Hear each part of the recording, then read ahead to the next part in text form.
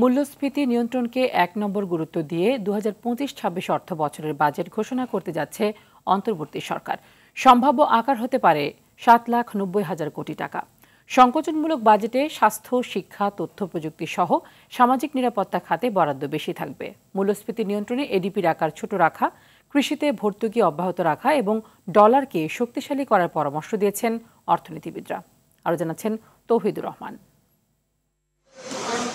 যুক্তরাষ্ট্রের নতুন শুল্ক নীতি আপাতত স্থগিত থাকলেও এর চাপসহ নানা বিষয় মাথায় রেখে ২০২৫-২৬ অর্থবছরের বাজেট সাজাতে হচ্ছে অর্থ উপদেষ্টাকে।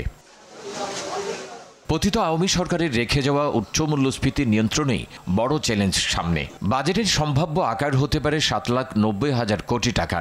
বার্ষিক উন্নয়ন কর্মসূচি বা এডিপির সম্ভাব্য আকার ২,৩০,০০০ কোটি টাকা। জাতীয় রাজস্ব বোর্ড এনবিআর এর লক্ষ্যমাত্রা ৫,১৮,০০০ কোটি টাকা।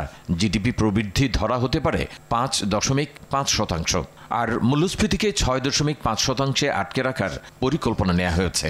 মূল্যস্ফীতিকে প্রাধিকার দেওয়ার বিষয়টি এবারের বাজেটে আসলে গুরুত্বপূর্ণ প্রাধিকার হওয়া উচিত বলে আমরা মনে করি। খাদ্যপণ্য যেগুলো আমরা আমদানি করে থাকি, সেই ধরনের পণ্য সরবরাহ যাতে বাজারে স্থিতিশীল থাকে, সেটার জন্য যাতে নতুন আমদানিকারক এখানে যুক্ত করা হয় এবং এই বাজারটিকে যাতে প্রতিযোগিতামূলক করা যায় সেদিকে নজর দেওয়া। এই ইনফ্লেশন ম্যানেজমেন্ট আমি মনে করি নাম্বার 1 ম্যাক্রো ইকোনমির মধ্যে নাম্বার 1 রিফ্লেকশন হওয়া উচিত। শিক্ষা, স্বাস্থ্য, তথ্য প্রযুক্তি সহ সামাজিক নিরাপত্তা খাতে বরাদ্দ বাড়ানোর তাগিদ তাদের। আসছে বাজেটকে টিকে থাকার বাজেট মন্তব্য করে অর্থনীতিবিদরা জিডিপি প্রবৃদ্ধি বাড়াতে দীর্ঘমেয়াদী পরিকল্পনার তাগিদ দিয়েছেন।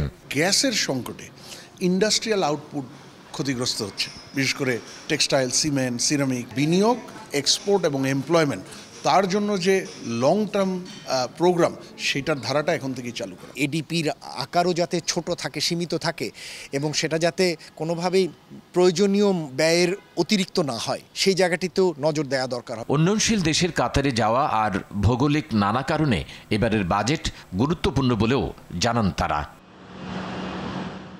তৌহিদুর রহমান, RTV, ঢাকা।